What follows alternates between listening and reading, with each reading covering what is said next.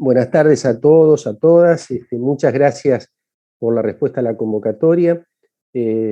Bueno, para la comisión directiva era muy importante poder organizar este webinar, comunicarnos con ustedes, con todos los socios, para llevarles la mejor información disponible en relación a las vacunas COVID-19 en pediatría. Esto ustedes saben que, bueno, hubo un cambio de alguna manera en el plan de vacunación, o una ampliación del plan de vacunación desde la semana pasada, con la posibilidad de vacunar chicos de 3 a 11 años con vacunas Sinopharm. En un primer momento nos encontramos un poco sorprendidos porque no era una cosa en la que habíamos trabajado junto al Ministerio y teníamos información parcial surgida sobre todo de una publicación muy buena de Lancet de un par de semanas antes, con fase 1 y 2, entonces nos pareció prudente en ese momento pedir más información, aún de la que pensábamos que podía no estar publicada y que había llevado a la ANMAT a esta autorización para el uso de esta vacuna en este grupo etario. Esto nos recibieron el lunes de la semana pasada en el Ministerio, nos mostraron el trabajo que venía desarrollando la ANMAT desde hacía más de 60 días, y a partir de ese momento, por supuesto, concurrí con nuestros expertos en vacunas, y a partir de la información recibida pensamos que era prudente empezar a vacunar chicos de esta edad y con esta vacuna. Así que hoy queríamos compartir con ustedes la mirada general de vacunas COVID-19 en pediatría, y poniendo foco fundamentalmente en Sinopharm y en este grupo etario. Entonces, para esto hemos armado, digamos, este webinar. La doctora Ángela Gentile, la profesora Ángela Gentile, como ustedes saben, experta en vacunas, jefa de epidemiología del Hospital de Niños Ricardo Gutiérrez, integrante de los grupos asesores de COVID, tanto en el gobierno nacional como en el gobierno de Cava.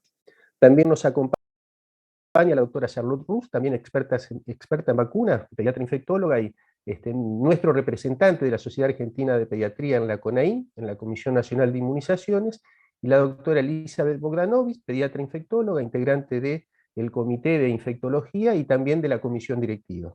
Entonces, la dinámica que hemos planteado para este webinar es una conferencia de la doctora Gentile, y después vamos a abrir una instancia de preguntas que las vamos a coordinar, que van a poder ser hechas a través del WhatsApp, y vamos a coordinar y a distribuir las preguntas, sobre todo entre el panel reactivo. Así que bueno, nuevamente, muchas gracias por la presencia de todos ustedes, y los dejo con la doctora Gentile. Buenas tardes.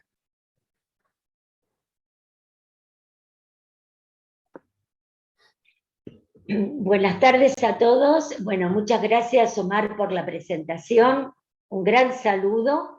Y vamos a comenzar un poco a trabajar algunos aspectos nuevos en vacunas COVID, que se acuerdan que los charlamos bastante en el CONARPE, pero han surgido algunos elementos adicionales que vale la pena analizar. También todos sabemos que esto es absolutamente dinámico, y que en el día a día y en la semana a semana van a surgir un montón de situaciones, y estas normas y lineamientos técnicos se van a ir modificando. Voy a compartir pantalla entonces.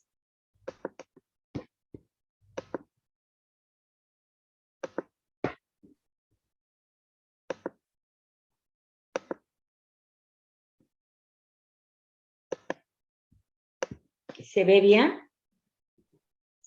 Sí, perfecto. Bueno, muy bien. Entonces vamos a comenzar a compartir esta presentación. Vamos a ver un poco la carga de enfermedad en pediatría, la eficacia en los tipos de vacunas que tenemos, esquemas homólogos, heterólogos, los conceptos de eficacia y efectividad, indicaciones, contraindicaciones, el tema de seguridad en vacunas, que es un punto clave, y las conclusiones frente a esta situación. Primero, volver a presentarles a este virus SARS-CoV-2, que es el agente etiológico de COVID, esa glicoproteína, esa proteína de la espiga fundamentalmente, que es el blanco antigénico para el sistema inmune. Pero por otra parte, la identificación del genoma y de las características de la espiga permitieron dos cosas muy importantes: tener test de laboratorios para el diagnóstico, y por otra parte tener también vacunas disponibles en muy corto tiempo, si nos ponemos a pensar todo lo que se ha venido trabajando. Y si bien es cierto que estas vacunas están aprobadas en términos generales bajo condiciones de uso de emergencia, son vacunas que se ha chequeado siempre su seguridad y su eficacia. Y esto siempre lo tenemos que tener presente. Condición de uso de emergencia no significa sacrificar ni seguridad ni eficacia en este tipo de vacunas como en ninguna otra. Y acá tenemos el SARS-CoV-2 con su proteína de la espiga, la necesidad de encontrar esa llave y esa cerradura. El AC2, que es el receptor, y cómo la espiga entra al receptor para poder invadir precisamente la célula humana. Y siempre recordar que todo lo que es la mayor cantidad de receptores se encuentran en narinas, en la vía alta, lo cual le ha permitido a esta SARS-CoV-2, este coronavirus, a diferencia de otros coronavirus, permitir perpetuarse porque ha ganado mucho en transmisibilidad.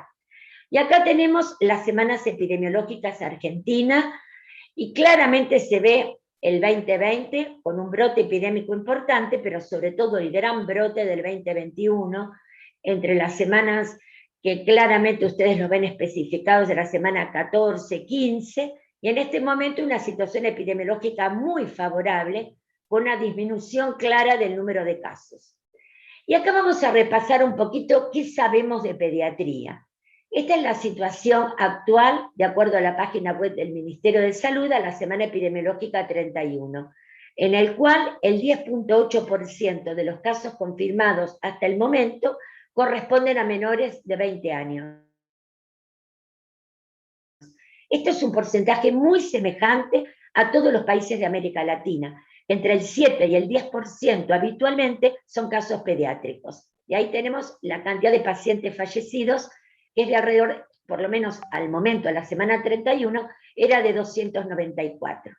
Por otra parte, también es importante ver los grupos de edad comprometidos. Si bien es cierto que la mediana es de 15 años de edad, quiero que miren también este número importante de menores de 1 año, que lo vamos a mirar con detenimiento porque es un grupo que también se ha evidenciado como de riesgo importante.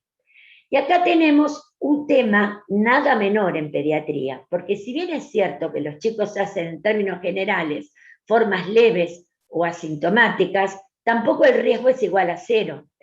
Todos hemos internado a algún paciente pediátrico con neumonía bilateral, y el síndrome inflamatorio multisistémico, que aparece en chicos inmunocompetentes, chicos sin enfermedades de base, que en el país están notificados 208, y recuerden este número, 208, yo un poco a veces venía pensando y conversando un poco con nuestro equipo en el hospital de niños, que me recordaba a la cantidad de pacientes que nosotros tenemos con enfermedad meningocócica, por ejemplo, que tenemos vacunas en calendario. No es un tema menor tener 208 pacientes de los notificados con un cuadro severo, como es este cuadro de síndrome inflamatorio multisistémico. Y por otra parte, también la mortalidad con una mediana de edad de 12 años y el gran peso que tienen las comorbilidades en este grupo de edad. Nosotros hicimos en todo el país un proyecto en base a una beca unipersonal de la Sociedad Argentina de Pediatría, pero con una gran voluntad de alrededor de 22 instituciones de todo el país que en forma absolutamente desinteresada compartieron datos con un protocolo común, que tuve el honor de poder coordinar, y trabajamos muy parecido, si ustedes se acuerdan, como lo hicimos con la pandemia 2009, tratando de juntar la experiencia y poder ofrecerla a los pediatras, poder ofrecerla para el análisis. Esta publicación acaba de salir en Archivos Argentinos de Pediatría y solamente analiza el primer brote, el 2020. Luego verán ustedes más adelante que tenemos idea también de compartir datos 2021 y comparar ambos brotes también. Cuando uno mira los datos, lo primero que uno tiene claro, y cuando ve las características de la población, el contacto con COVID. Los chicos se contagian en alrededor del 60% de los casos de una persona que ha tenido COVID, o bien que hemos tenido contacto con IRA, y en general es el contacto con un adulto, y sobre todo en el entorno familiar. Es decir, los niños se contagian de un adulto, fundamentalmente. Y por otra parte, también el peso que en nuestra serie, el 23%, han tenido las comorbilidades. El 21% de los casos fueron asintomáticos, y aquí tenemos los signos y síntomas más frecuentes. Fiebre, que ven que es casi el 70% de los casos, pero esto también aplica a tener claro que la definición de caso sospechoso fue atinado a ampliarle, no solamente pensar que siempre un paciente pediátrico tiene que tener fiebre, porque todos hemos aprendido a lo largo de esta pandemia la importancia de la tos, de la rinorrea, incluso de los síntomas gastrointestinales. Los chicos más grandes, de 10 años o más, presentan un porcentaje significativamente mayor de síntomas neurológicos, sobre todo cefalea y anosmia como los adultos. Y por otra parte, también acá en nuestra serie, el 3.6% de los casos hizo síndrome inflamatorio multisistémico. Y por otra parte, también, cuando uno mira estos casos pediátricos, que fueron alrededor de 2.700 casos en este primer brote, como ustedes lo pueden leer en archivos, que ya está publicado online, miremos fundamentalmente la distribución de los casos. Y ahí me parece importante ver los pacientes críticos, cuando uno observa los críticos y graves, el peso de los más chicos, que en los menores de 6 meses es importante, pero también viene en el caso de 1 a 4 años de edad.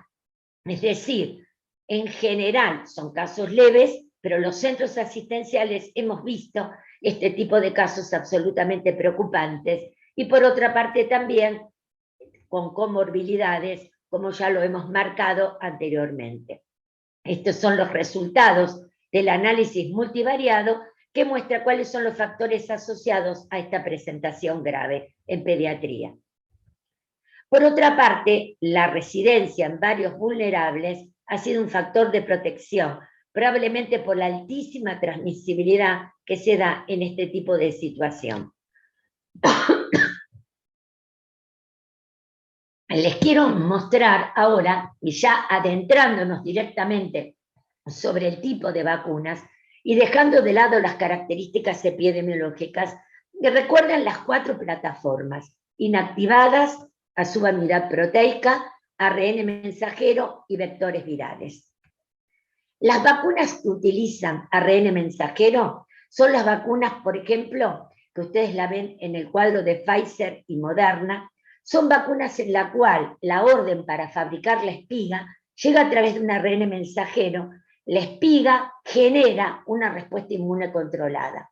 Son vacunas muy efectivas, que ustedes ven que con 2 dosis alcanzan el 90, más del 90%.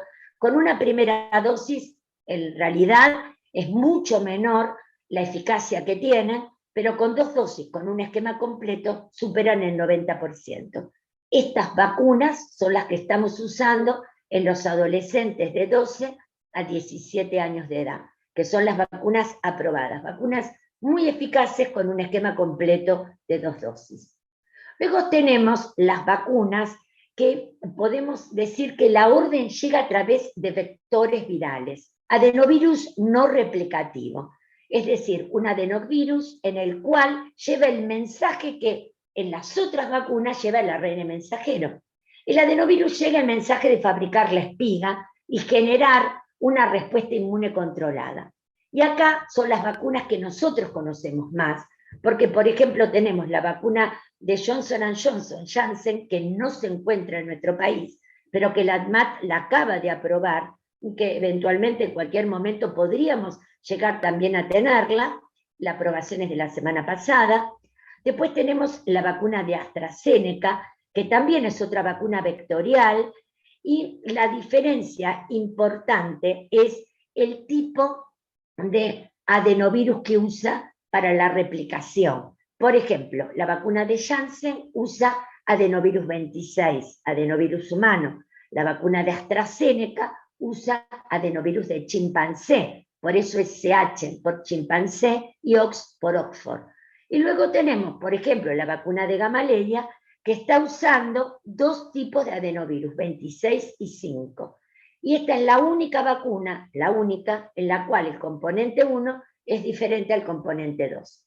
Subunidades recombinantes que no las tenemos de uso amplio, están en fase de investigación y completando estudios, entre ellas promisoria Novavax, y luego tenemos las vacunas inactivadas que las conocemos ampliamente, porque las usamos habitualmente en la plataforma inactivada, uno inactiva con hidróxido de aluminio, y por otra parte, estas vacunas tienen como características que tanto la vacuna de Sinovac, que proviene del Instituto Biotech, con la vacuna de Sinopharm, ambas provienen de China, pero hay otras vacunas inactivadas que también se están trabajando y que se están investigando.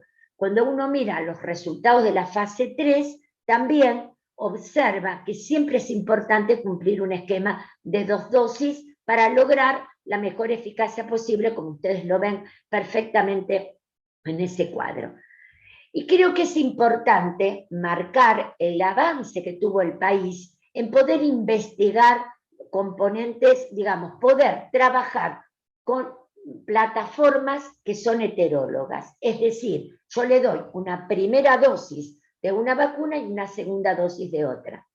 Esto surgió de una necesidad que el segundo componente de Sputnik cuesta mucho desde el punto de vista tecnológico su fabricación, por lo cual, frente a esta situación, hubo carencia del segundo componente, pero por otra parte, la necesidad de completar los esquemas, porque ya dijimos antes, la mejor eficacia se logra con un esquema de 2 dosis. Entonces se trabajó con esquemas en el cual se combinaba una rama con Sputnik, la segunda la combinábamos con AstraZeneca, otra rama que usaba Sputnik como primer componente y Moderna como segundo, otra rama que estaba usando, digamos, vacuna también de Pfizer, incluso en este momento se está trabajando con CanSino. Es decir, la posibilidad de combinar plataformas que nos van a permitir ver qué pasa con la eficacia y la seguridad de estas vacunas. En mi caso soy uno de los investigadores del trabajo que se hizo en el gobierno de la ciudad. El investigador principal es el doctor Ferrante, el doctor Quirós, que ya mandamos la publicación y se ve claramente la excelente ventaja que tiene sobre todo combinar con AstraZeneca, pero sobre todo con vacuna de ARN mensajero. Por otra parte, también acá están todas las vacunas disponibles en el país. Y creo que de todo este portfolio de vacunas, tan realmente impactante, cuando uno piensa en tan breve tiempo, todas las herramientas de prevención que tenemos, creo que un detalle, un punto que llama la atención primero es la conservación, aparte por supuesto del tipo de plataforma que ya la analizamos.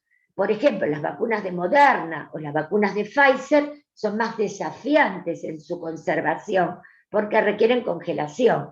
Pero por otra parte, cuando uno luego retira de heladera, la puede usar a temperatura de heladera de 2 a 8 grados y de hecho, por ejemplo, en vacuna de Pfizer la podría usar hasta 2 semanas. En el caso, mira, en vacuna de Moderna, que se puede usar hasta 30 días. Esto también es importante, es un desafío a nivel de los vacunatorios. Convivencia es una de las vacunas últimas, es la vacuna de CanSino, que tiene una característica que es la dosificación. Y ahí vamos a ver la segunda parte de este cuadro, con las mismas vacunas. Y el otro elemento importante que si ustedes ven, todas requieren 2 dosis. La única que tenemos en el país, pero aún no está distribuida, es la vacuna de CanSino con 1 dosis, que en este caso sería igual a la de Janssen o Johnson & Johnson, que aún no se encuentra en el país, pero también ustedes saben de ella, porque la dosis, el esquema, por el momento, es 1 dosis única.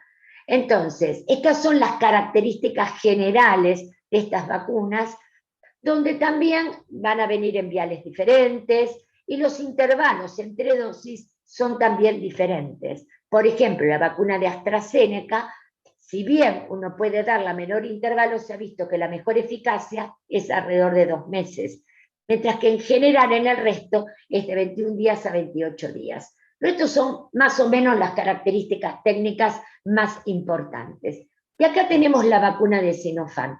La vacuna de Sinopharm es una vacuna inactivada, como podría ser la influenza que estamos usando en los chicos, la vacuna inactivada de polio, y algunas cosas que vale la pena marcar. Primero la dosis, que hubo bastante confusión, porque en el estudio del Lancet, ustedes van a ver y lo vamos a ver juntos, que se prueba diferente dosificación. Pero la situación actual en la cual se está usando en los países es una dosis de 0,5 mililitros que equivale a 6,5 unidades internacionales, que es igual a 4 microgramos de antígeno, y que la dosis que usamos en pediatría es igual a la dosis que usamos en adulto. No tenemos una dosis pediátrica. Esto vale la pena marcarlo ahora, porque van a ver que a futuro, cuando se aprueben las vacunas de Pfizer por la FDA para la población pediátrica, van a ver ustedes que esto no es así. Es la tercera parte de la dosis actual que estamos usando en adolescentes y adultos. Pero en este caso, la dosis pediátrica es exactamente igual a la dosis de adulto. En una palabra, hay una dosis única. Y acá tenemos entonces los intervalos mínimos recomendados, que vuelvo de nuevo a recordar el tema de Astra, con las 8 semanas, que también vale la pena marcar. Y acá tenemos el estudio del Lancet, es un estudio de fase 1, y luego se publica fase 2, donde el objetivo principal fue evaluar seguridad e inmunogenicidad. Como pasa siempre en estos estudios, uno trabaja con diferentes concentraciones y a diferentes intervalos en ensayos clínicos controlados, randomizados, esto se hizo en China, y que van a permitir, con diferentes dosis, y por otra parte, en diferentes grupos de edad, también poder decir cuál es la dosis óptima para obtener la mejor eficacia, pero siempre respetando clave la seguridad. Y ahí tenemos la cantidad de participantes que se incluyeron, tanto en la fase 1 como en la fase 2. Por otra parte, cuando uno mira este tipo de estudios, ya se empieza a ver una cosa muy importante, que la respuesta inmune fue similar a la observada en los estudios previos que permitieron la aprobación de la vacuna, tanto por parte de la OMS como de las autoridades regulatorias. La respuesta inmune que se vio en los estudios de fase 1 y 2 en pediatría fue similar a la obtenida en población adulta. Incluso después de 56 días de la primera dosis, la seroconversión para este trabajo publicado de anticuerpos neutralizantes fue casi 100%.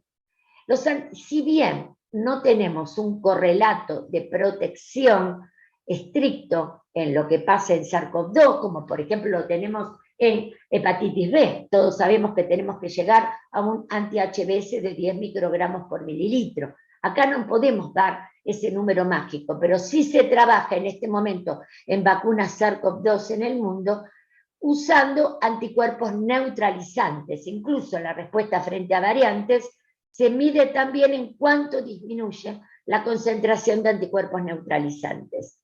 Entonces, es muy importante trabajar en estos casos con este título de anticuerpos para poder ir midiendo qué pasa con los diferentes grupos de edad también, incluso también a futuro con otro tipo de vacunas. En los estudios de fase 1 y 2, la vacuna se observó que es absolutamente segura, con muy bajo número de eventos adversos, en general muchos más eventos adversos locales, fiebre, y no nos tiene que sorprender porque son vacunas inactivadas, ¿no es cierto? Por otra parte, es importante ahora analizar la aprobación del ANMAT.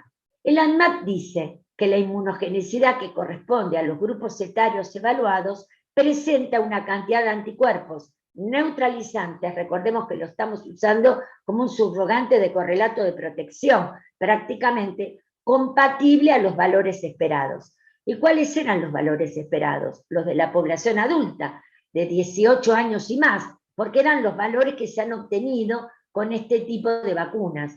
Entonces, siempre uno tiene que tener un comparador.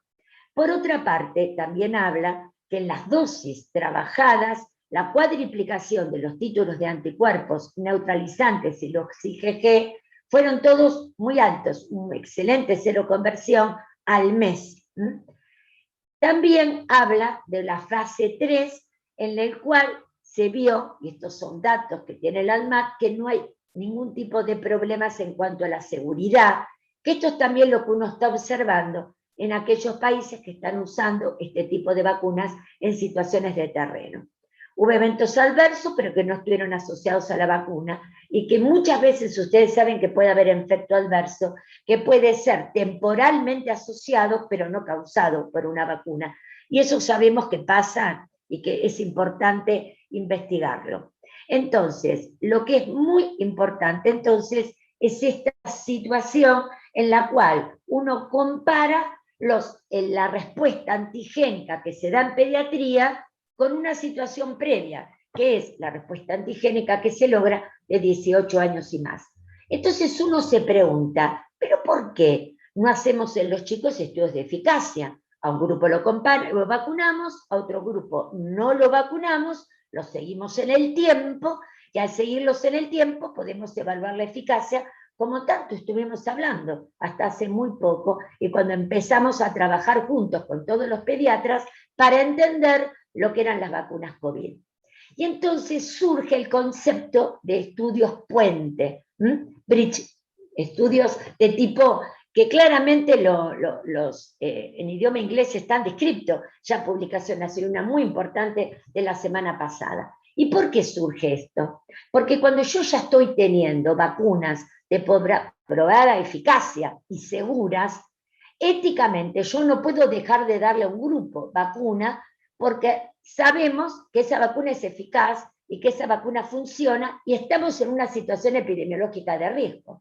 Entonces uno mira que el esquema sea similar a la vacuna estándar o autorizada en alguna de las condiciones, entonces uno mira que sea igual a seguridad, a inmunogenicidad y eficacia, demuestra que la vacuna en particular tiene un rendimiento aceptable en una nueva población objetivo, y esa población la define o por edad, o por origen étnico, o por una comorbilidad, y sobre todo que cumple el criterio de no inferioridad.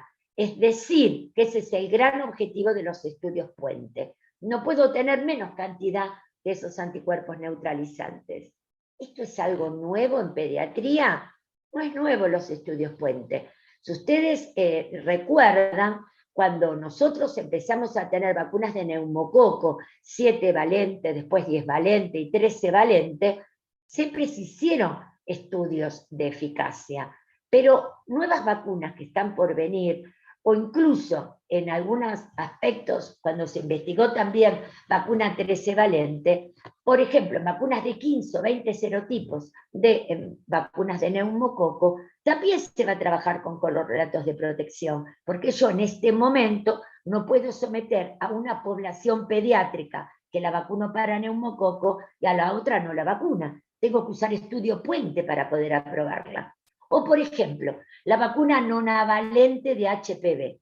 Yo estoy usando vacuna cuadrivalente, es decir, vacuna de 4 tipos, pero en algún momento también voy a poder usar y vamos a tener disponible de 9.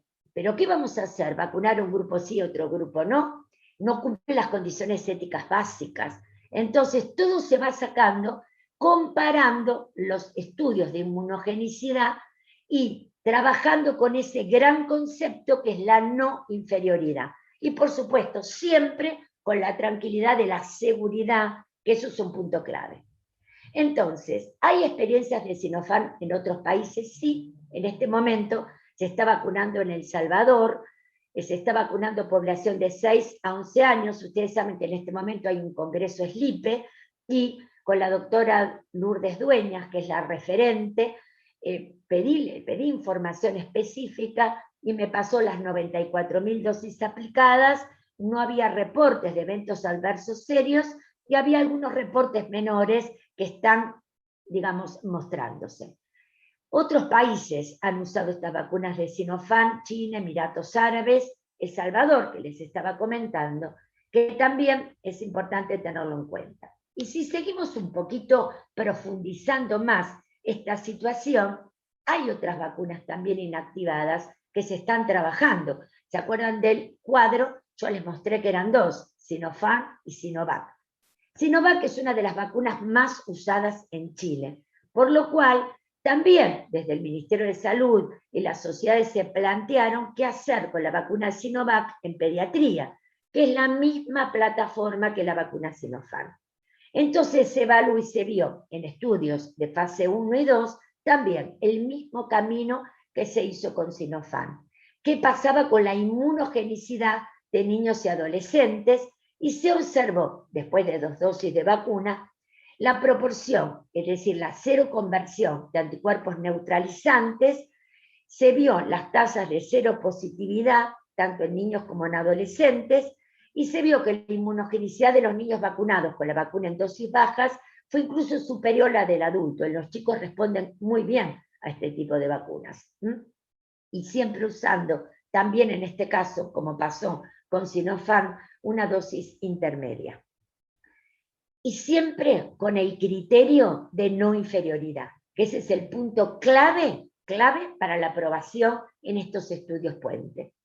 La vacuna de Sinovac se trabajó también para ver eventos adversos y en general han sido eventos adversos leves y no ha habido, de acuerdo a estos estudios, ningún evento adverso de importancia. También en SLIPE está el doctor Torres, por ejemplo, que es una de las personas que está trabajando en el comité de asesores en la Sociedad Chilena de Pediatría y de Infectología, y estaban comentando que ya llevan 350.000 chicos vacunados con Sinovac y han tenido excelentes reportes, no han tenido eventos adversos importantes. La conclusión de estos estudios de Coronavac, que es el nombre comercial, es que tiene un buen perfil de seguridad en esta población que nos preocupa, con eventos adversos registrados que han sido menores, ha habido otros detectados, pero nunca fueron graves. Y también acá surge algo que a título personal me parece muy importante. Los países que están vacunando con este tipo de vacunas en pediatría, es fundamental que los ministerios de salud tengan tiempo y informen los reportes de seguridad, para que puedan ser compartidos y realmente con transparencia ver qué pasa con los eventos adversos. Pero hasta lo que tenemos datos son vacunas seguras y no están vinculados a un evento adverso grave o de importancia. Por otra parte, también preocupa, vamos a vacunar pediatría, y ya algo claro y que me parece que vale la pena enfatizar, la posibilidad de coadministrar y no guardar intervalos entre vacunas COVID y otras vacunas. Influenza fue la primera que se pensó, porque era la que preocupaba más por las oportunidades perdidas.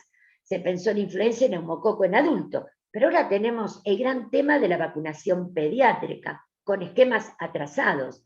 Yo les traje a modo de, simplemente a título informativo, y esto se acuerdan que lo vimos en el CONARP, en el taller interactivo de vacunas, cómo cayeron las coberturas de vacunación.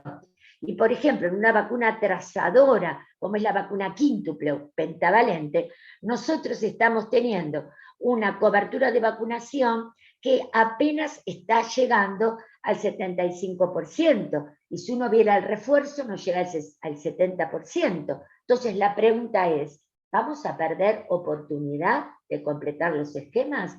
¿A dónde vamos a vacunar? ¿Con qué estrategia? Si bien es cierto que cada jurisdicción arma su estrategia, un llamado de alerta a las bajas coberturas de vacunación y a la necesidad de no perder oportunidades, y dado que tenemos la evidencia que sustenta que no tenemos que guardar intervalos entre vacunas, aprovechar esa situación, no perder oportunidades y completar los esquemas de los chicos. Por eso surgió la vacunación en escuelas, volver a pensar en centros asistenciales, pero es clave el recupero de esquemas. Luego, eficacia de las vacunas COVID, muchos criterios de valoración, pero siempre lo que tenemos que tener claro es que con un esquema completo nosotros tenemos una altísima eficacia y efectividad, sobre todo para las formas más graves, aunque queden pendientes estudios de transmisión. Y siempre ha habido mucho tema con la inmunidad colectiva. ¿Por qué?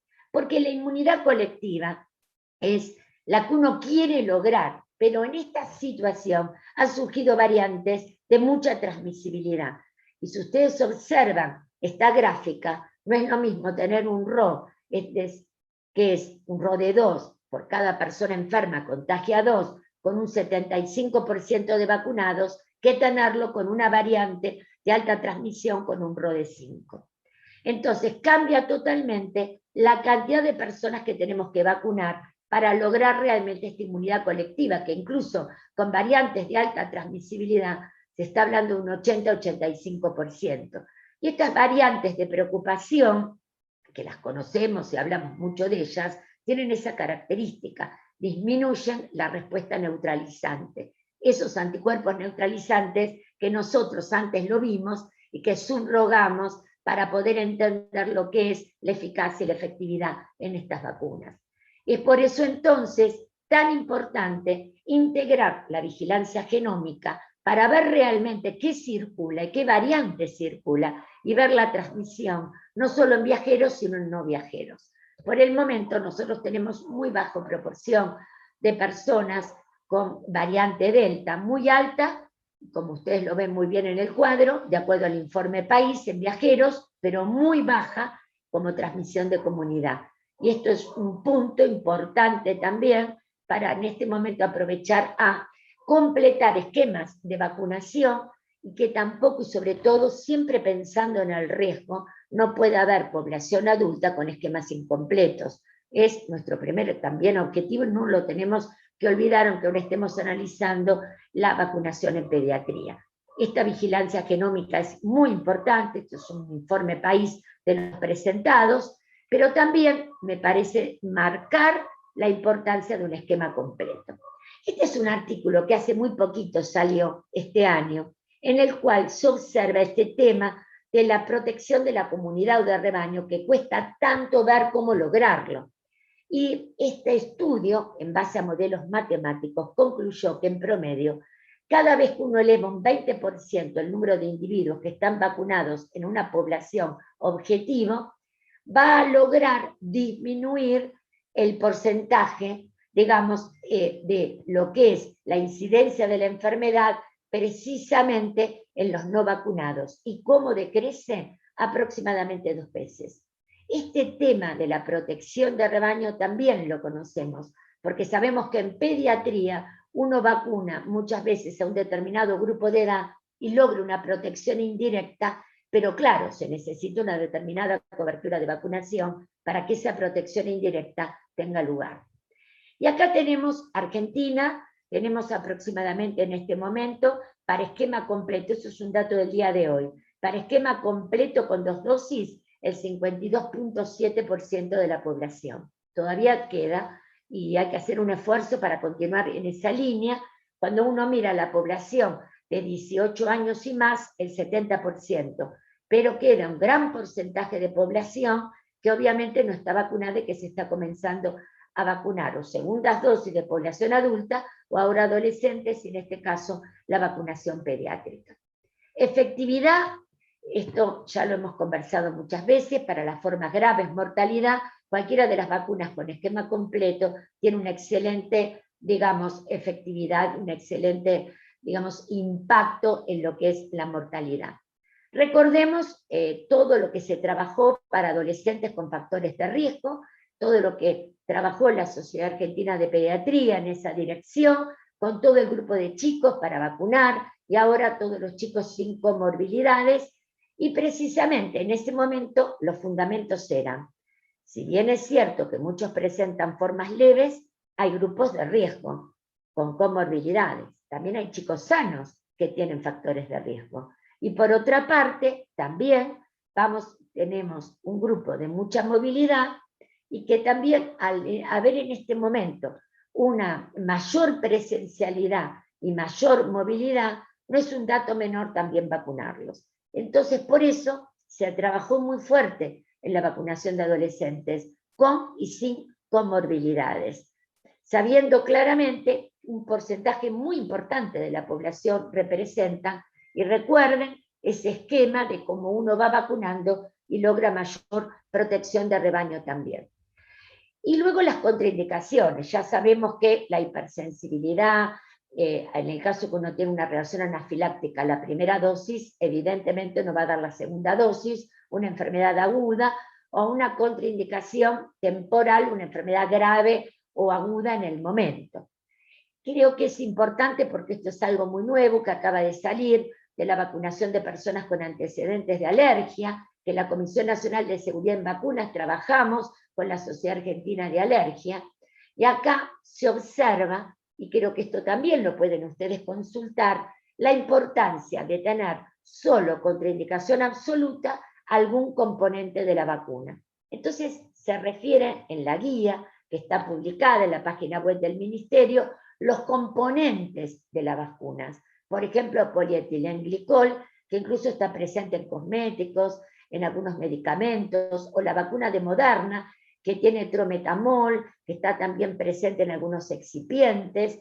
Entonces, frente a la duda, y sin necesidad de ir mirando componente por componente, consultar al alergista, digamos, a la persona que puede saber cuando hay algún antecedente de importancia.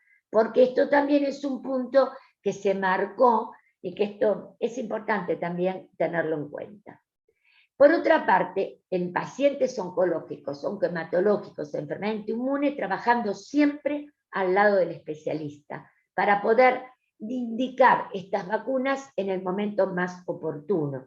Y acá tienen también, en una forma más clara ahora, cada uno de estos medicación inmunosupresora con los intervalos, metotrexate al menos una semana luego de la medicación, y van a ir, no voy a leer toda la lista, porque cada uno de los pacientes con una enfermedad determinada hay que trabajarlo el pediatra con el especialista pediátrico para ver el momento más oportuno para dar la indicación. Pero estos chicos no deben dejar de ser vacunados porque se necesita vacunarlos también, como vacunamos siempre los pacientes con enfermedades de base. Por eso es tan importante dar respuesta. Y aparte no olvidemos una cosa importante, en términos generales, son no replicativas estas vacunas. Por eso la usamos en embarazo, en lactancia, en inmunocomprometido. Son vacunas que han demostrado seguridad también. Y por último, la seguridad. Eso es un punto clave que siempre estamos muy atentos y los reportes tienen que ser notificados, en una modalidad absolutamente activa. Hay una Comisión Nacional de Seguridad en Vacunas que da informes aproximadamente mensuales sobre cada uno de los eventos adversos notificados. Les voy a dar un dato, por ejemplo, de cómo se trabaja activamente y hay conciencia en notificación en este momento. Porque en el 2019, por ejemplo, había o hay 20 vacunas en calendario y tan solo hubo 1.751 ESAVI notificados.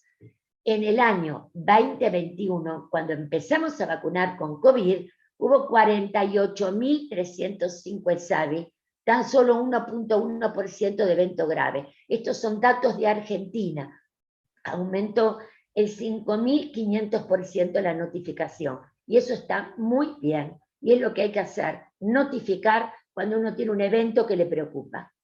Y la mayor parte de las notificaciones se dieron al comienzo, porque había mucha sensibilización, sobre todo con estas vacunas nuevas. Pero cuando uno mira las vacunas que usamos en la Argentina, Sinopharm, que es una vacuna inactivada, por lejos, es la que tiene la menor tasa de eventos adversos graves y no graves. Es decir, es una vacuna absolutamente segura.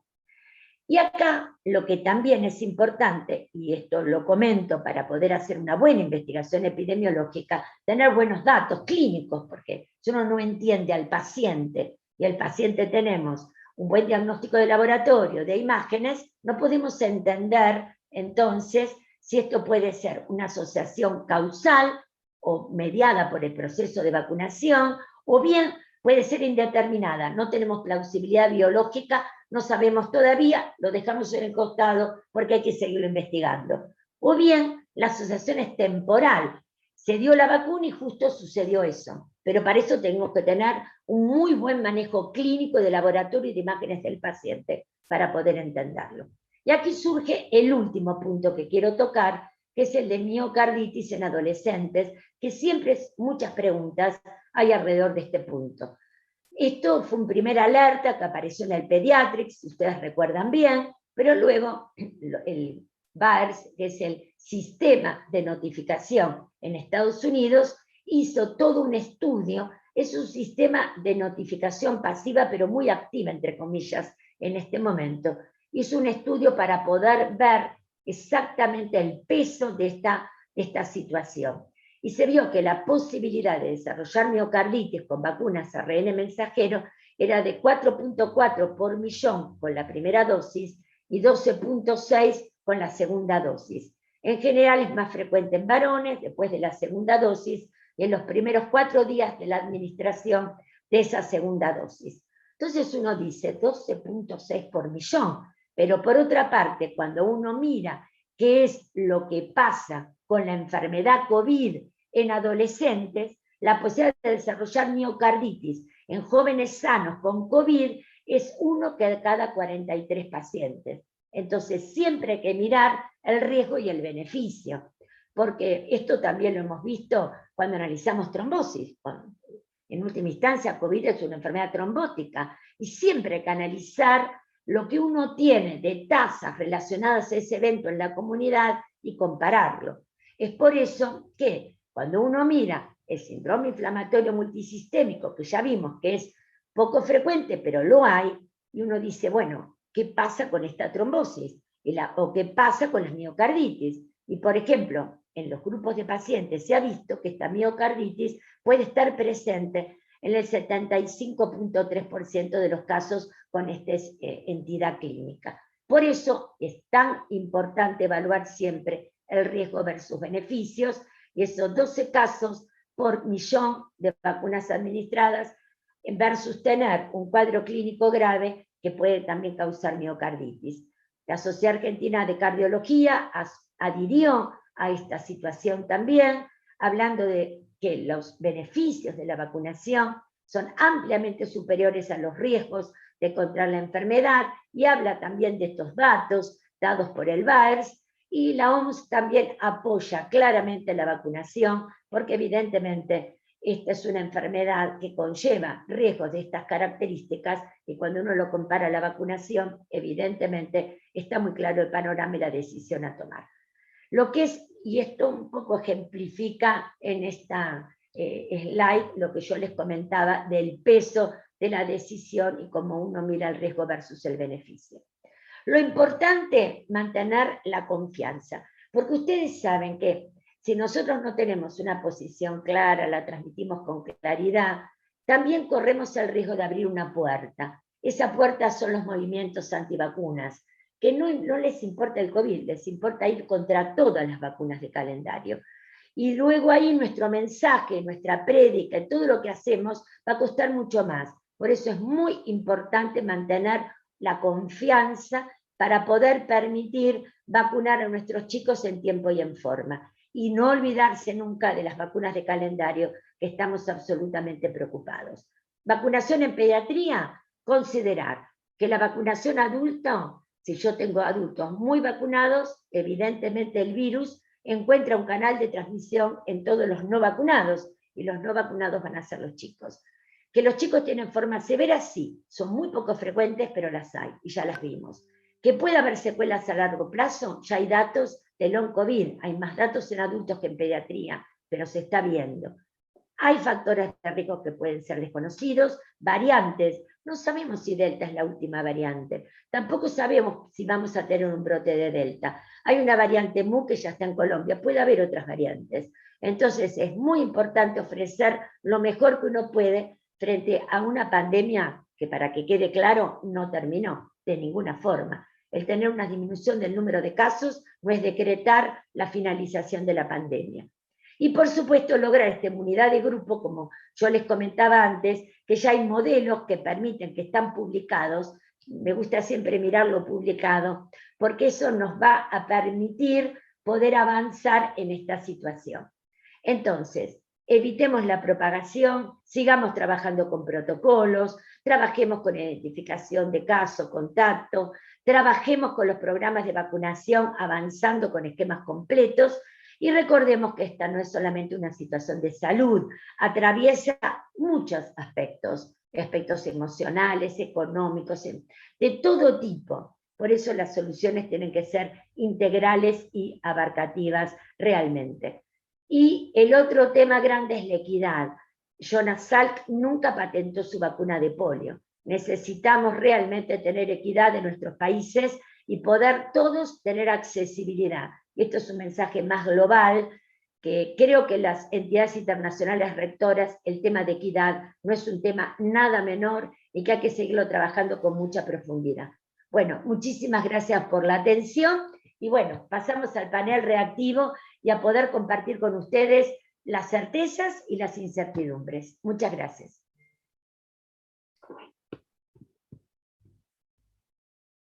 Bueno, muchas gracias, Ángela. Realmente brillante, digamos, la conferencia, muy completa, muy clara. Y bueno, yo empezaría a agrupar un poco las preguntas y también le pido a la doctora Rush, a la doctora Bogdanovic que nos acompañen en esto.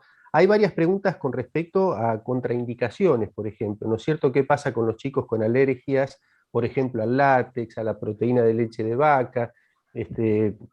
Estas circunstancias que ya Ángela explicó, que eran fundamentalmente alergias conocidas a algunos de los componentes de las vacunas. Ahora, ¿alguna consideración con aquellos que tienen alergias importantes, no necesariamente a los componentes de la vacuna? ¿Qué opinan ustedes? O sea, consideraciones especiales, consultar al alergista antes, al pediatra siempre, al alergista.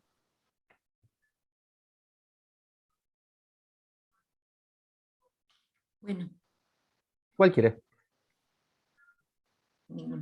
Bueno, yo quería, bueno, vamos a contestar esta pregunta, pero después quería hacer un comentario de algunas de las preguntas que fueron. Siempre que uno puede, tiene que consultar al pediatra, por supuesto, y el pediatra decidir a ver si quiere o no complementarlo con el alergista. Porque muchas veces esas alergias que refieren no son alergias reales. Entonces, digamos como que hay algunas situaciones que no son para temer, que a veces los padres o los familiares creen que son importantes, en este caso, y cuando en los adultos pasa lo mismo, pero hay otras veces que sí hay antecedentes. Por ejemplo, yo diría que los antecedentes que tengan reacciones alérgicas importantes, a veces algunos de los componentes de las vacunas del calendario habitual, me parece que esos hay que considerarlos. Hay normas que ya están publicadas y están puestas en la web, donde sugieren el uso de corticoides, el uso de loratadina, incluso especifican cuándo sí, cuándo no. Y como dijo Ángela, la contraindicación es, obviamente, si hace una reacción alérgica grave en la primera vacunación, probablemente ya no tengan que recibir la segunda. O a veces se plantea, que eso se ha visto en adultos, cambiar la plataforma, es decir, no utilizar la misma vacuna, sino otra, pero esos son casos que hay que analizarlos en forma individual. Yo lo que quería comentar, para completar todo lo que comentó Ángela, porque vi que había algunas preguntas al respecto, bueno, ya se explicó y fundamentó por qué es importante seguir con la vacunación de los chicos. Si ustedes preguntan, obviamente mucho más importante es completar las 2 dosis en los mayores de 60, en los huéspedes comprometidos y en los chicos adolescentes y ahora los más chicos con factores de riesgo. Pero después vamos avanzando con la otra población. Siempre es importante hacerlo porque cuanto menos personas vulnerables, seguramente vamos a tener más protección para las variantes que puedan ser más contagiosas, como la Delta, u otras variantes que aparezcan. Ese sería un poco el fundamento. Y alguna de las preguntas que hicieron es por qué, por ejemplo, en Estados Unidos no vacunan a los chicos. No vacunan a los chicos porque en Estados Unidos usan Moderna y usan Pfizer. Y en esas 2 vacunas ya presentaron los papeles para el grupo de chicos, sobre todo la de Pfizer y Moderna, para los de más de 5 años, al FDA, y probablemente al fin de este mes, o a lo mejor al principio del próximo, se van a aprobar. Cuando estén aprobadas, seguramente van a incorporar ese grupo etario. Inclusive hay otros 2 grupos etarios que se están haciendo estudios, desde los 6 meses hasta los 2 años, y desde los 2 años hasta los 5, pero esos todavía no completaron, y cuando completen, en breve, van a volver a presentarlo al FDA, y cuando se apruebe, va a estar, en ese caso, se van a vacunar esos chicos. Hay países, por ejemplo Israel, que sí utilizó la vacuna de Pfizer, aún sin estar aprobada por la FDA, porque ellos consideraron los estudios de fase 1, 2, 3 en ese grupo de chicos, y en ese caso, con ese dato solamente el ente regulatorio aceptó la vacuna de Pfizer, aún sin ser aprobada por la FDA en ese grupo. Y después hay situaciones especiales. Ángela comentó la de Chile con la Sinovac.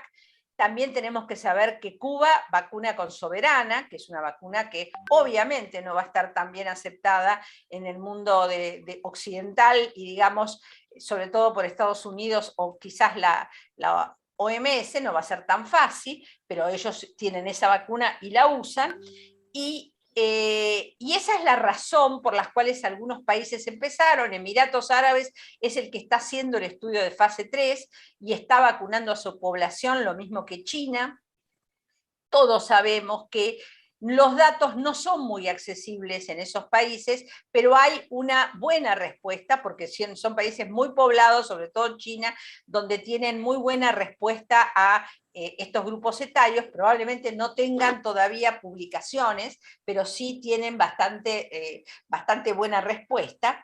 Y por eso es que hay esta diferencia en los países.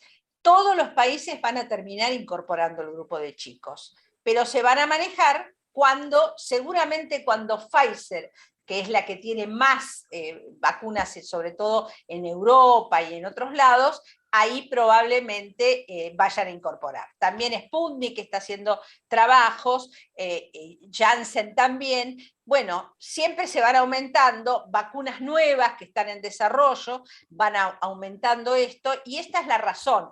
Nosotros tenemos la ventaja de haber comprado mucha Sinopharm, y con eso se dio esta posibilidad. Y por eso hay esta diferencia con los países, pero no es que los otros países no quieran vacunar, es que todavía no disponen de vacuna aprobada. Por ejemplo, en Reino Unido utilizan la AstraZeneca y utilizan la de Pfizer, y como no está aprobada, no la utilizan en los chicos. Esa es la razón fundamentalmente. Nada más, no sé, después sugiere alguna pregunta. Yo quería hacer un comentario. Bueno, dale, Respecto, dale.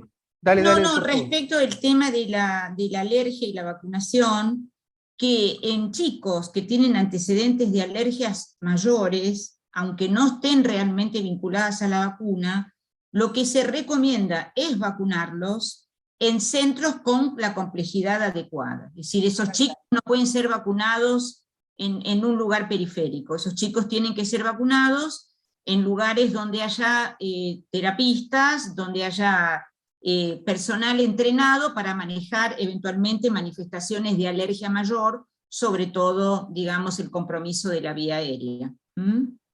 Una cosita, perdón, un momento para también reforzar un poco lo que dice Charlotte. Digamos, el concepto es que todas las comunidades pediátricas, esto sabemos que ocurre en España, la Academia Americana de Pediatría, todos los países, al momento de contar con la autorización de su autoridad regulatoria, bien digo, están dispuestos, quieren vacunar a los chicos. O sea, depende de la disponibilidad de autorizaciones por la autoridad regulatoria. Nadie se plantea no vacunarlos a los chicos. No hay comunidad pediátrica que se plantee no vacunarlos. Y lo que también comentaba la doctora Rus es en China y en Emiratos Árabes, donde se está desarrollando este estudio puente, sabemos que el ANMAT está fiscalizando este estudio, o sea que está permanentemente sobre los datos que se van obteniendo, y aún sin estar publicado, estos datos son tan claramente evidentes, reforzando lo que se ha visto en fase 1 y 2, que eso es lo que lo ha llevado a la autorización, como siempre pasa en pandemia, esta autorización para el uso de emergencia, ¿no es cierto? O sea, eso me parece que era importante. O sea, nosotros, nuestra entidad regulatoria, que es quien autoriza, está fiscalizando permanentemente los resultados de ese estudio. Omar, una cosita para comentar. Yo creo que un poco en resumen es, primero el tipo de vacuna y luego la estrategia. uno tiene que tener un tipo de vacuna que sea segura y eficaz. Y luego la estrategia que cada país tiene que tomar. Si yo estoy en un país que tengo el 20%, el 30% de población adulta vacunada, nunca se podría plantear vacunar pediatría. Entonces, cada país, a medida que avance en su programa de vacunación, puede cambiar su estrategia y empezar a tomar otros grupos.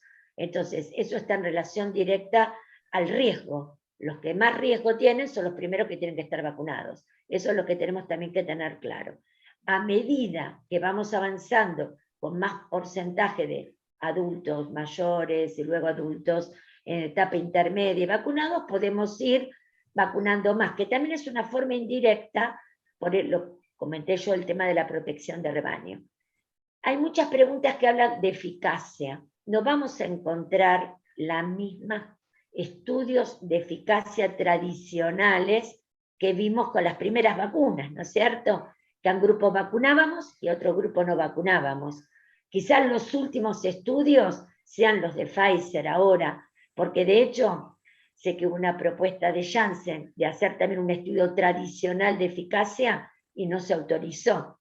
¿Por qué? Porque es difícil dejar a un grupo sin vacunar en este momento y decir, bueno, a vos te vacuno y a vos no te vacuno. Cuando uno sabe que ya tiene anticuerpos neutralizantes, que ya sabe cuál es, en cierta forma, el nivel protector, ya uno conoce también por los estudios puente. Entonces empiezan a surgir otro tipo de situaciones de aprobación de estas vacunas, que no es desconocido porque pasa con HPV, por ejemplo, con la nonavalente o con algunas futuras vacunas de neumococo. Se van a aprobar por estudios puente o correlatos de, digamos, mirando estos títulos. Por eso digo eso, una cosa es la vacuna, otra cosa es la estrategia. Y por otra parte, abogo mucho para que los países que están vacunando, digamos, den reportes. Eso es muy importante para la región, porque la región está vacunando. Entonces, como algunos vacunan y otros empiezan a vacunar. Esto se dijo en el Congreso de SLIPE, que pueda El Salvador y Chile, que son los que más se están vacunando en este momento, con vacunas inactivadas, si bien tenemos reportes, porque los referentes lo dijeron en el Congreso, pero también es importante que aparezcan reportes oficiales que nos permitan también ofrecer con transparencia a toda la comunidad científica los datos que se obtienen. Creo que eso va a ser un punto clave a corto plazo, sobre todo porque se está trabajando, ¿no es cierto? Sí, yo creo que es muy importante señalar este aspecto, que la vacunación pediátrica va a tener cada vez más trascendencia en tanto y en cuanto la población adulta esté cada vez más vacunada. Y que se ha visto, esto no es una cosa especulativa, verdaderamente se vio que países que tenían muy buenas tasas de cobertura de vacunación en la población adulta, frente a circulaciones a la circulación de variantes particulares, tuvieron una casuística en la población pediátrica mucho más importante que en el inicio de la pandemia. Esto es cuidar a este reservorio que queda, que son los chicos.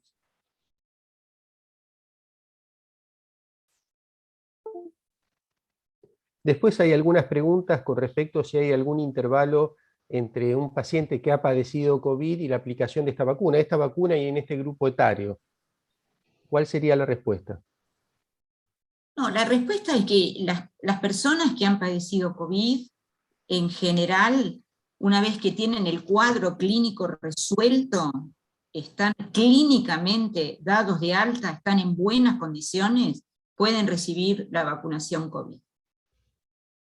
Sí, Lo algunos que sí se define, lo que sí se define es que los contactos de esos casos sí tienen que esperar los días recomendados de aislamiento para ir a vacunarse, los 10 días recomendados para ir a vacunarse. Sí. En algún determinado momento se habló de esperar 3 meses, ¿no? Por la persistencia del título de anticuerpos, pero no hay ninguna contraindicación.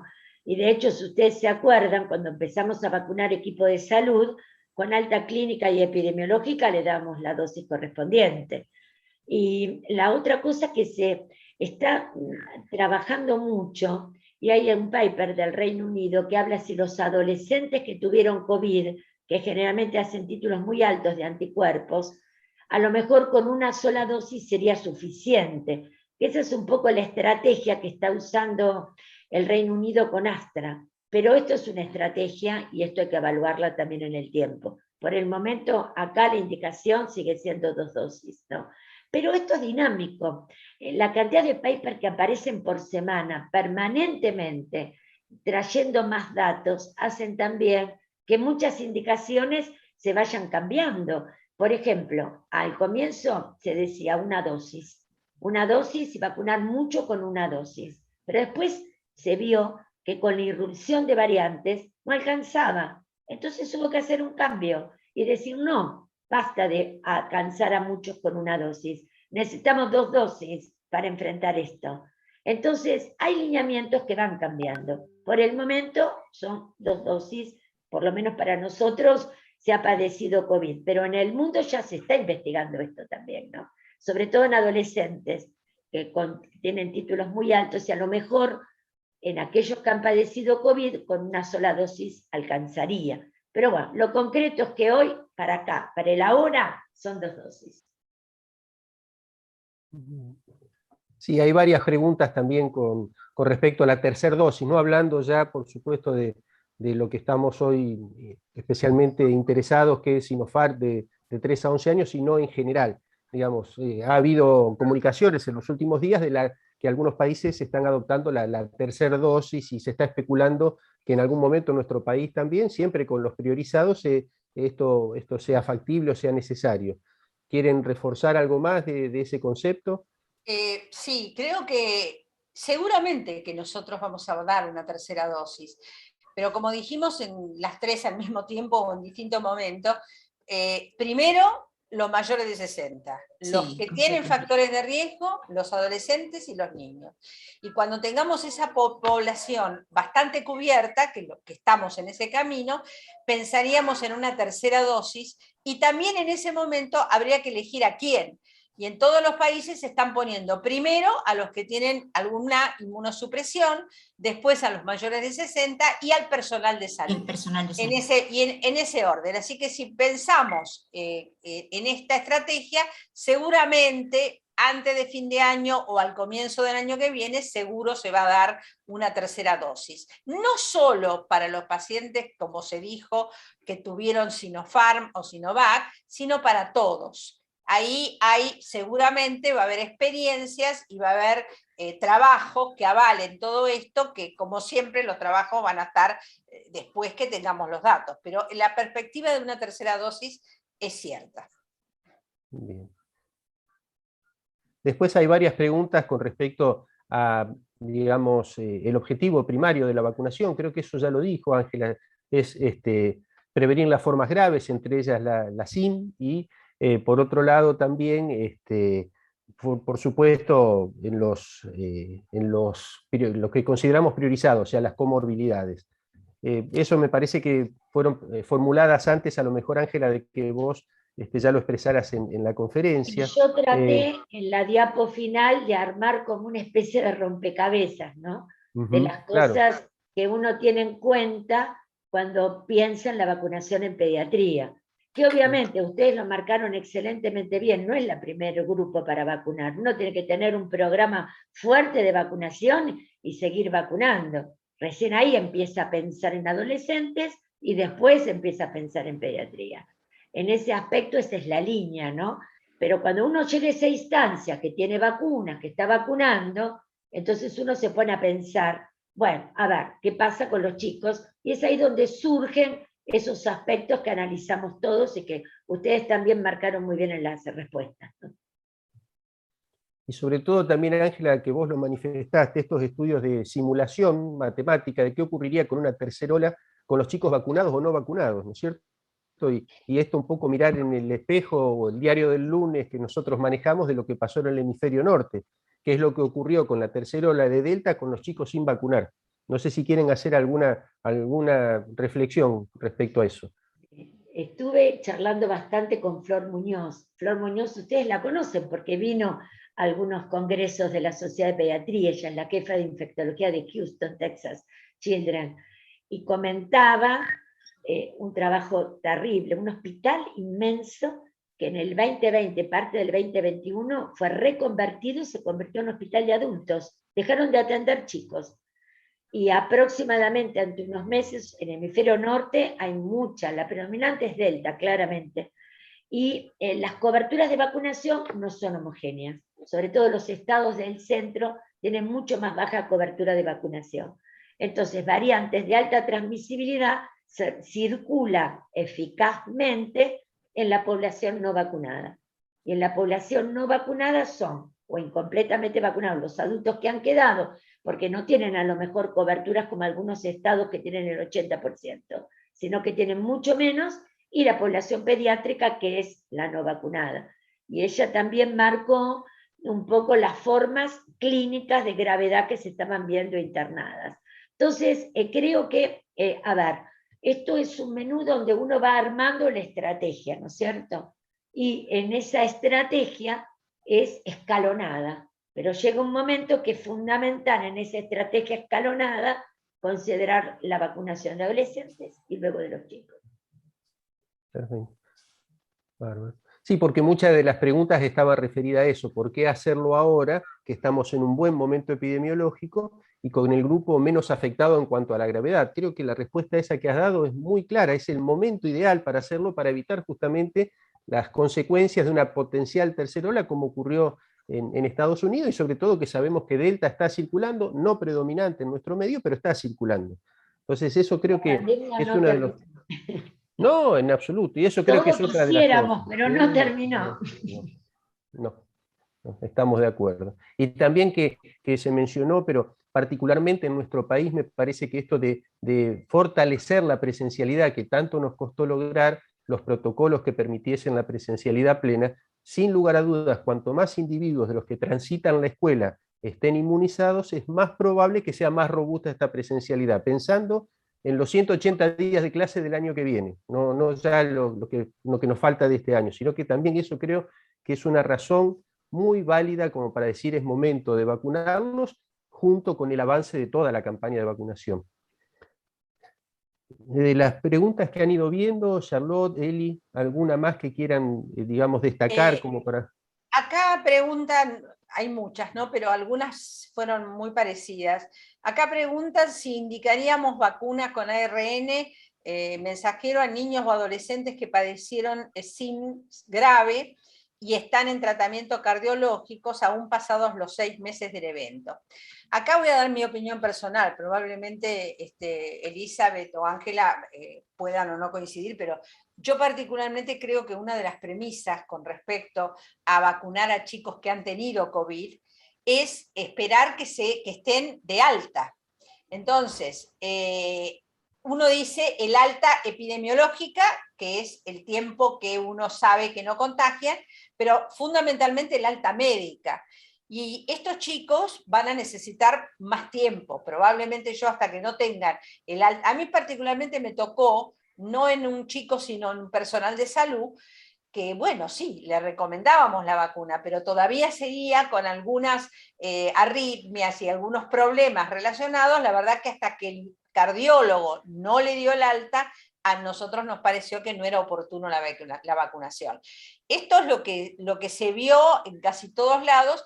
Inclusive les digo más, hay países como España, que es lo que eso me consta por una cuestión familiar, que le dan el pasaporte sanitario con una sola dosis si tuvieron COVID. Entonces sí, hay como variaciones. Entonces me parece que hay que insistir en la vacunación, pero me parece que hay algunas cosas cuando no están claras que claramente uno puede esperar un poco. No sé si Elisa querés complementar esto. Sí, yo coincido plenamente. Los chicos tienen que estar dados de alta clínica y epidemiológicamente. Sí. También es cierto que el haber padecido una miocarditis en el marco del COVID, que es un evento que el propio COVID puede dar, no contraindica posteriormente la vacuna, y que todos los casos de miocarditis y de pericarditis que se vincularon a la vacuna han tenido en general, todos ellos, buena evolución, no han sido eventos cardiológicamente severos, así es que el chico tiene que estar perfecto, pero esto no es una contraindicación para vacunar. Y después una pregunta importante, sí, perdón. No, digo que lo que decís es importante, que no es la pericarditis o miocarditis grave que uno espera en una afección COVID. Es leve, se resuelve, generalmente no requiere internación. Eso es un punto que hay que marcarlo mucho en relación a lo que es una enfermedad COVID que cursa con un cuadro cardiológico. Acá hay una pregunta que me parece, es muy sencilla de responder, pero me parece que se dijo en la charla, y es muy importante que quede claro, es si se puede completar esquemas de vacunas junto con COVID o hay que esperar un tiempo. Esto, Ángela lo dijo con total claridad, no hay que esperar en ningún intervalo entre las vacunas, se puede recuperar la vacunación del calendario que haga falta recuperar con los esquemas recomendados para recuperar esquemas, administrando la vacuna COVID concomitantemente, no hay que esperar. Creo que otra cosa... Dale, estaba viendo que preguntaban por qué no se vacunaba con Sputnik a los chicos o con Astra, porque no hay aprobación para pediatría. No hay aprobación, claro. No hay ni siquiera iniciados estudios, hasta lo que yo sé, o publicados ni siquiera una fase 1 o 2 de Sputnik o de Astra en pediatría. Incluso había estudios de Astra que quedaron después suspendidos en adolescentes. Así que no hay todavía, esas vacunas no están próximas a ser aprobadas para pediatría. Las vacunas son, las que se están aprobando para pediatría, son ARN mensajero, que están presentadas todos el dossier en la FDA, y las vacunas inactivadas, que son las que se están usando en las Américas. Chile, que es el que más datos tiene alrededor de 350.000 chicos vacunados, con muy buen reporte de seguridad. Esto lo comentó la gente de Chile hoy en el Congreso, y El Salvador, y ahora nosotros, y se están incorporando la vacunación en pediatría. Pero no tenemos más datos que esos, no hay datos de Sputnik ni de Astra, ni los va a haber a corto plazo porque no están aprobados. Creo que hay una cosa también importante a destacar, Ángela, que vos lo dijiste, y que, bueno, de hecho, probablemente la semana próxima ya esté terminado el trabajo editorial junto con el Ministerio de Salud de la Nación, que vamos a publicar el seguimiento del COVID, los chicos asintomáticos, con síntomas leves o moderados, y los graves. Y en realidad ya está muy vigente el concepto del long COVID y de consecuencias prolongadas del COVID, cosa que me refiero a esto, a la pérdida de olfato, pérdida de sabor, algunas complicaciones neurológicas, sobre todo en el área cognitiva, que se están viendo en los chicos, que se están recién conociendo porque el número, obviamente, de chicos enfermos es menor que el de adultos, pero que de alguna manera no es gratuito solamente en la fase aguda, la evolución grave, la muerte y demás, sino que tenemos que prestar mucha atención también a las consecuencias a mediano o a largo plazo, y eso probablemente ya la semana próxima esté terminada la elaboración editorial que hemos hecho junto con el Ministerio de Salud de la Nación, y también lo vamos a publicar, por supuesto, lo van a conocer todos los socios. Digo, como otro motivo más para decir, bueno, yo no quiero que se enfermen los chicos. ¿Alguna otra cosa para destacar? Creo que ya estamos más o menos en tiempo. Yo quiero destacar, antes de terminar, que esto va a quedar inmediatamente en poco tiempo colgado en la página. Sabemos que hay mucha más gente que quiso entrar, que colmamos, digamos, la capacidad, pero por favor le pido a quienes estuvieron presentes que transmitan también a los colegas esto de que va a quedar colgada en la página esta conferencia, este webinar que hemos compartido hoy. Y Omar, también... ¿puedo una cosita decir? Sí. Es Dale, una preocupación personal. Sí. En adultos funcionaron bien las postas COVID, pero en pediatría tenemos que tener otra estrategia. Tenemos que recuperar esquemas. No me siento bien pensar en chicos con carnets en blanco incompletos que van a aplicarse una vacuna COVID y se van sin ni siquiera una indicación. Entonces, tenemos que armar las estrategias para levantar las coberturas, las vacunas de calendario. Entonces, no sé cómo, cada jurisdicción sabrá cómo hacerlo, cada una es diferente a la otra y cada uno tiene una responsabilidad diferente. Pero el alerta de nosotros como sociedad científica es: cuidemos el calendario y no perdamos la oportunidad. Pensemos la forma, la estrategia, la forma innovadora de poder hacer esto. Me parece que es una oportunidad perdida, si no. Y bueno, Ángela, justamente esta virtualidad a la que nos hemos tenido que adaptar tiene un rasgo creo que positivo, que es la federalización de todo esto que estamos haciendo. Hay gente de todo el país y no hay mejor gestión que la iniciada con las autoridades locales. Digamos, uno puede, esto de que vos sabés muy bien, bueno, estuvimos juntos, que estaba el ministro de Educación el día que nos reunimos en el Ministerio de Salud, se llevó la tarea de bajar esto al Consejo Federal de Educación para compartir con todos los ministros de educación del país que participasen las escuelas dentro de la planificación de vacunas, y esto tiene que ser reforzado por todos aquellos nuestros socios que forman parte de la recomendación para las autoridades en su lugar de origen. Esto es muy importante porque va a ser una muy buena estrategia para facilitar completar los esquemas de vacunación incompletos. Eso creo que tenemos que aprovecharlo mucho. Y es bueno que estemos juntos y que esto, bueno, vuelvo a repetir, tengamos representantes en todo el país. 48 filiales en todo el país, de manera tal que esto tiene que llegar a todos los lugares donde la SAP tiene presencia. Bueno, realmente uno seguiría mucho tiempo, digamos, pero creo que estamos en tiempo, ya es 1 hora y media que estamos, y bueno, muchas también de las preguntas que nos han quedado nos comprometemos a responderlas y también a compartirlas con ustedes. Así que bueno, no sé si quieren cerrar alguna otra cosa, Eli, Charlotte, Ángela.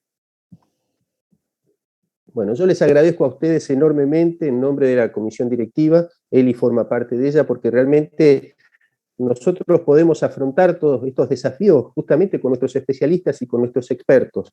Y el aporte de ustedes es fundamental. Siempre el Comité de Infectología ha tenido una trascendencia fundamental en lo que puede ofrecer la SAP a sus socios. Y en estas circunstancias tan particular de la pandemia, el trabajo que realmente han realizado es maravilloso. Nos hemos sentido muy acompañados por todos ustedes. Les pido que también lo hagan extensivo a todos los integrantes del comité.